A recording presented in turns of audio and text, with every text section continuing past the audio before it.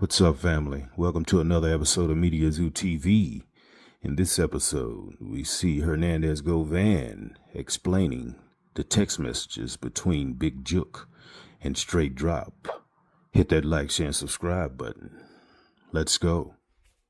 I want to kind of go back to the court, to the trial.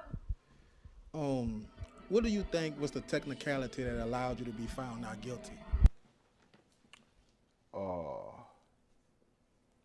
Well, I don't think it was necessarily a technicality. I just think that Manny Aurora painted the picture, and it wasn't hard to paint because it was the truth of how negligent they were and how they just solely focused on me and didn't even bother to fully investigate other people because of resources that they have, and so they single me out, thinking that it would be a harder fight for me because my resources may not have been as long as the other people that they were investigating. So I think, to answer your question, I think just all the unethical, corrupt things that they did, and not to mention the junkie that was on the stand that was lying, Cornelius. They seen that, they seen him get caught in like 5 or 6 different lies. So, with that being said, and it's crazy, Jeezy, that was a great question because I think what really, really did it, now that I'm sitting up here thinking while I'm talking, like that lady, the old lady that was like a grandmother to him. And when she got up on that stand, that lady wasn't, she wasn't biased at all. She said a lot of good things about him, about how he helped her with her groceries and, how she fed them and would let them stay with her sometimes when their lights was off. With all that being said, she said if he told the detectives that someone came by here and gave me $800 in a note, then he a lying motherfucker.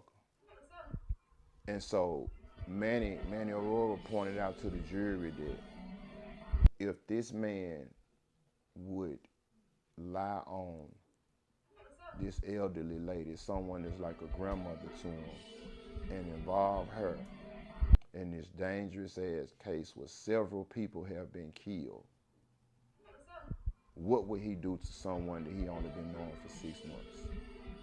And he been knowing this lady for 30, 40 years.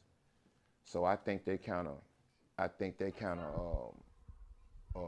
stuck with the jury, because I didn't know I didn't know the lady. She ain't got no reason to lie for me, If she gonna lie for anybody, it's gonna be for him.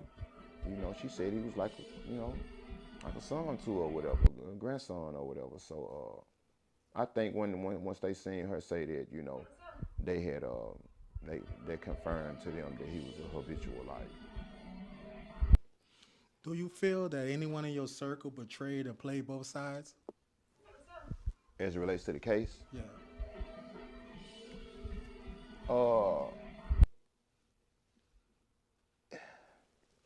I guess I can probably speak to the betrayed. There was some things that came out in at trial, that some text messages that Drop and Jook had, and I think this was around the time me and Drop had a disagreement about the music, and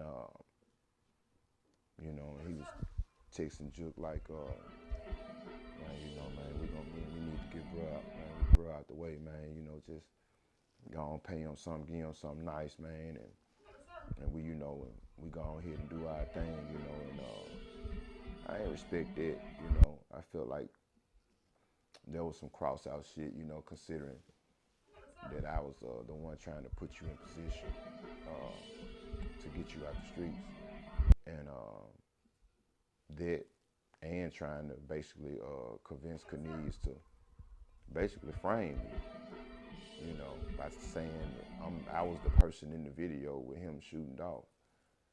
When I seen that shit, I had to sit down. Ain't no way I would have said no shit like that about him. You know, that was my little partner. You know what I'm saying? Like for real, like.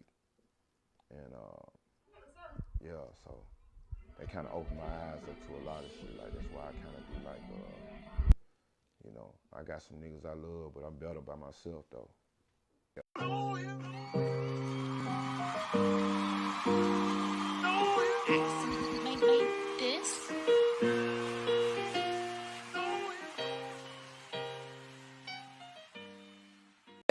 Ay, candy stove, sweet like sugar. Down south, shot it, she a looker. Ay, from the dirty, let us crooked.